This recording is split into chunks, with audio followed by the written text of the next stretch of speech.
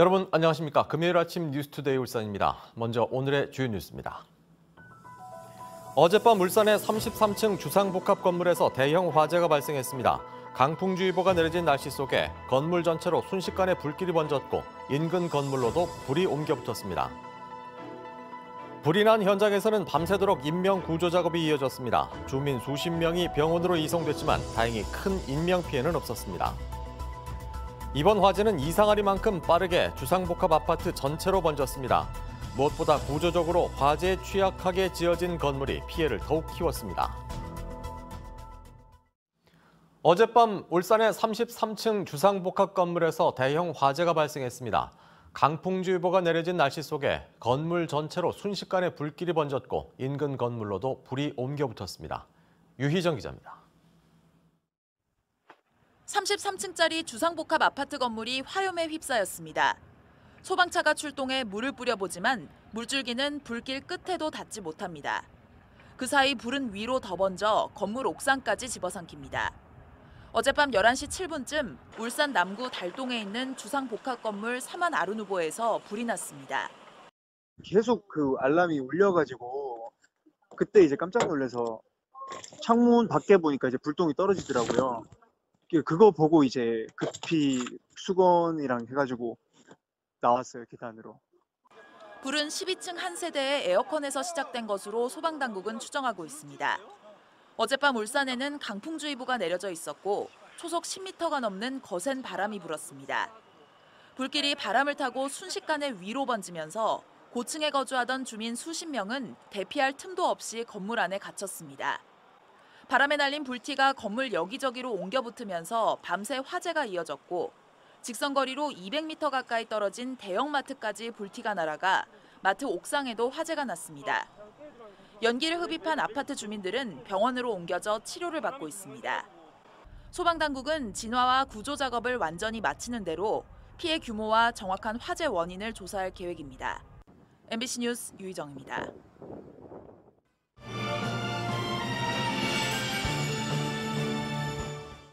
유난히 길었던 올해 장마와 최근 두 차례의 태풍으로 인해 울산 방구 단각하는 여전히 물속에 잠겨 있습니다. 이런 상황이 지속된다면 앞으로 울산 방구대 안각화를 만날 수 없을까 봐 걱정이 되는데요. 울산 방구대 안각화를 유지하고 보존하는 데 힘써서 우리나라 사람들뿐만 아니라 전 세계 사람들이 울산 방구대 안각화를 보기 위해서 울산에 방문하는 날이 하루빨리 왔으면 좋겠습니다.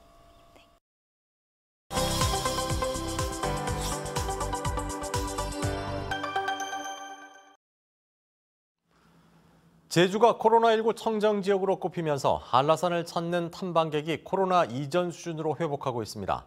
제주도는 코로나19로 일시 중단했던 한라산 탐방 예약제를 다시 실시하기로 잠정 결정했습니다. 제주에서 김찬년 기자입니다. 한라산 성판악 휴게소 부근 516 도로 양쪽 갓길 수백 미터가 주차된 차들로 빼곡합니다. 가을로 접어들면서 탐방객이 몰린 건데 평일 오전인데도 1000명에 가까운 등반객이 찾았습니다. 탐방객들이 타고 온 차량으로 갓길이 가득 찼는데요. 코로나19 사태로 한라산을 찾는 탐방객들이 줄어들었을 것 같지만 오히려 작년보다 더 늘었습니다. 코로나 이후 3, 4월에는 지난해 절반 수준으로 떨어졌지만 8월부터 빠르게 회복되기 시작해 지난달에는 5만 명이 넘게 찾으며 10% 가까이 증가했습니다. 코로나 장기화에 지친 등반객들이 상대적으로 지역 감염이 적고 인구 밀집도가 낮아 안전하다는 판단으로 제주를 찾는 겁니다. 제주도는 아무래도 섬이니까 비행기 타고 와야 되니까 다른 분들이 덜 오시지 않을까 이런 생각에 이제 더 오게 되는 거죠. 저희도 골라서. 탐방객들이 다시 급증하면서 제주도는 하루 탐방객을 1,500명으로 제한하고 사전 예약을 받는 탐방 예약제를 재개하기로 잠정 결론 냈습니다. 시스템 점검과 최종 의견 수렴을 거쳐 빠르면 올해 말, 늦어도 내년 초부터 시범 운영에 들어갈 계획입니다. 하지만 단풍철 탐방객으로 한라산 생태보호는 물론 방역에도 너무 늦은 조치라는 비판도 나오고 있습니다. 봄철이나 가을철 산행 탐방객들이 많이 집중되는 시기거든요. 그래서 이 시기에 탐방 예약제를 좀 도입함으로써 좀 효과성을 좀 발휘할 수 있기 때문에 지금 현재 그 도입을 재개하는 게 좀 필요하고 본격적인 한라산 단풍 시기는 이달 중순부터 다음 달 초까지. 하지만 관광업계 등 일부에서는 탐방 예약제 재개에 반대의 목소리도 내고 있어 제주도의 최종 결정에 관심이 쏠리고 있습니다. MBC 뉴스 김찬현입니다. 동구의 한 어린이집 교사가 밥을 먹지 않는다는 이유로 6세 원생을 학대했다는 의혹이 제기돼 경찰이 수사에 나섰습니다. 동부경찰서는 아이가 밥을 먹지 않을 때마다 보육교사가 허벅지를 밟거나 손가락 사이를 꼬집었다는 학부모 신고가 그제 접수돼 조사 중이라고 밝혔습니다. 어린이집 CCTV 영상을 확보한 경찰은 어린이집 원장과 보육교사 등을 상대로 아동 학대 여부를 조사하고 있습니다. 앞서 전해드린 동구 어린이집 외에 울산 MBC가 보도한 북구 어린이집 아동 학대와 관련해 동부경찰서는 사건 수사 결과 몸을 압박하고 얼굴을 꼬집는 등 학대를 당한 아동이 추가로 확인됐다고 밝혔습니다. 경찰은 해당 어린이집 아동 8명이 학대를 당한 것으로 보고 가해교사 3명 등을 아동복지법 위반 혐의로 검찰에 송치할 예정입니다. 40년 넘게 가정폭력에 시달리다 남편을 숨지게 한 60대 여성이 국민참여재판에서 집행유예를 선고받았습니다. 울산지법 형사 11부 박주영 판사는 존속 살해 혐의로 기소된 65살 A씨에게 징역 3년에 집행유예 5년을, 아들 41살 B씨에게 징역 7년을 선고했습니다.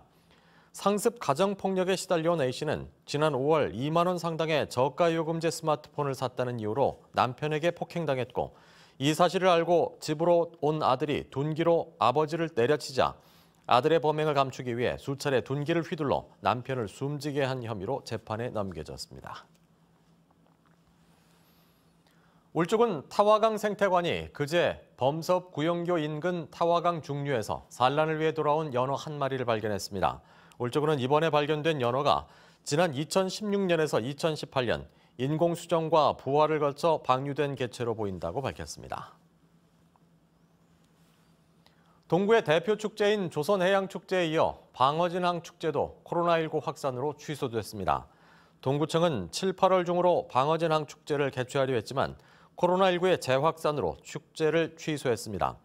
지난해 10월 열릴 예정이었던 방어진항축제는 아프리카 돼지열병 확산으로 한 차례 연기된 뒤 올해 코로나19 확산으로 또다시 연기돼 내년에 열릴 예정입니다.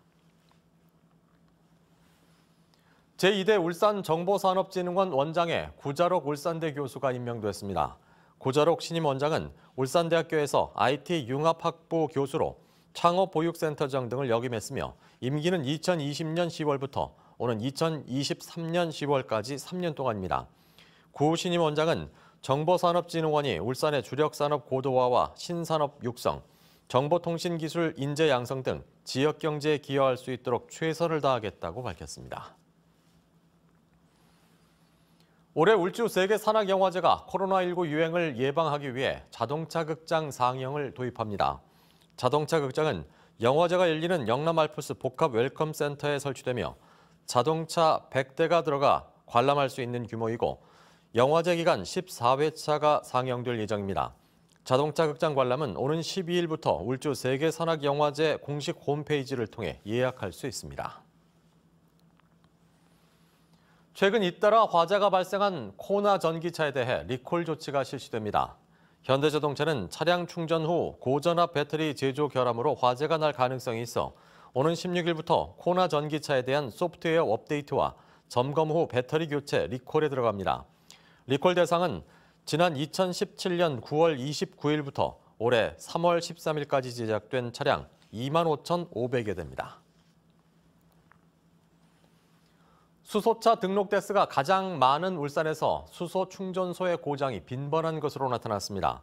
더불어민주당 이장섭 의원이 산업통상자원부로부터 받은 올해 1월부터 6월까지 수소 충전소 고장 현황 자료를 분석한 결과 울산 내 4곳의 수소 충전소에서 최근 6개월 사이 11번의 고장이 발생한 것으로 조사됐습니다. 수소 충전기 핵심 부품 국산화율은 현재 42%에 불과해 한 번 고장이 발생하면 평균 9시간 동안 가동을 중단한 것으로 집계됐습니다. 울산시와 시교육청, 지자체가 거액을 들여 공공 모바일 애플리케이션을 만들고도 상당수가 사용되지 않고 폐지된 것으로 나타났습니다. 국민의힘 김용판 의원이 내놓은 국정감사 자료를 보면 울산시 교육청이 학교 통합 홈페이지 앱에 1억 4천만 원, 울주군청이 울주 둘레길 안심 서비스에 1억 3,300만 원, 울산시설공단이 울산대공원 앱에 2,600만 원 등 울산에서만 모두 11개 공공앱에 6억 2천여만 원의 개발 비용이 들어갔습니다. 하지만 공공기관들이 앱만 만들어 두고 제대로 운영하지 않고 폐지해 예산만 낭비한 것으로 드러났습니다. 끝으로 날씨입니다. 윤수미 기상캐스터입니다. 한글날인 오늘 흐린 하늘이 예상됩니다. 현재 기온은 17도, 한낮 최고 기온은 21도로 예상이 되는데요. 기온은 평년 수준을 회복하겠지만 강한 바람 때문에 옷차림은 잘 챙겨주셔야겠습니다. 태풍과의 큰 기압차로 인해 강한 북동풍이 계속해서 불어오고 있습니다. 현재 울산에는 강풍주의보가 발효 중인 가운데 내일 아침까지 바람이 초속 10에서 16m로 매우 강하게 불겠습니다. 시설물 관리와 안전사고에 각별히 유의하셔야겠고요. 오늘 아침까지 해안도로로는 바람이 최대 순간 풍속 초속 20m 이상 부는 곳이 있겠습니다. 이 지역을 지나는 차량들은 안전운전 해주셔야겠습니다. 현재 이 시각 하늘은 흐린 상태고요. 오후에도 하늘은 흐리겠습니다. 자세한 기온 보겠습니다.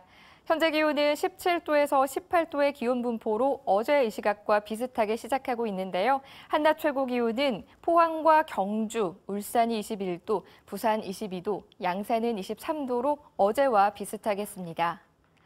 남해 동부 전해상과 울산 앞바다에는 풍랑경보가 발효 중인 가운데 바람이 초속 24m까지 매우 강하게 불겠고요. 물결도 최고 6m까지 매우 거세게 불겠습니다. 항해나 조업하는 선박은 각별히 유의하셔야겠습니다. 토요일인 내일은 대체로 흐리겠고요. 일요일부터 맑아지면서 다음 주에도 계속해서 맑은 날씨가 이어질 전망입니다. 날씨였습니다.